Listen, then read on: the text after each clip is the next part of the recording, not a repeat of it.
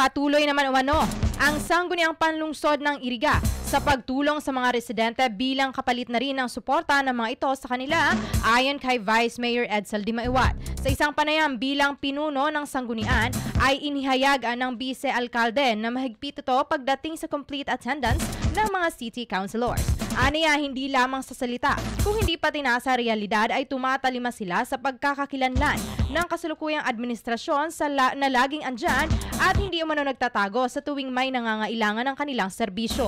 Pakinggan natin ang parte ng naging pahayag ni Vice Mayor Dimaiwat. Pamayok ang sangguni ang paglungsod, istrikto po ako sa mga kagawad. Dahil aram po nindo, ang sweldo ko, ang sweldo kan mga kagawad, medyo halangkaw compared to ordinary employees.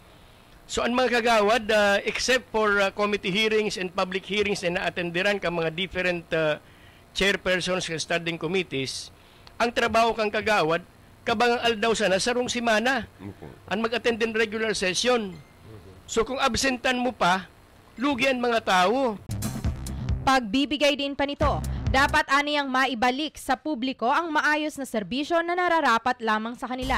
Bagay na pinaniniwalaan ni Vice Mayor Dimaiwat bilang dahilan na rin kung bakit sila nagustuhan ng mga karamihan sa mga Irigenyo. Samantala, kinilala rin ng Vice-Alkalde ang teamwork ng sangguniang panlungsod, partikular na iyong kabilang sa Team 1 Iriga sa mga magagandang nagawa nito sa syudad.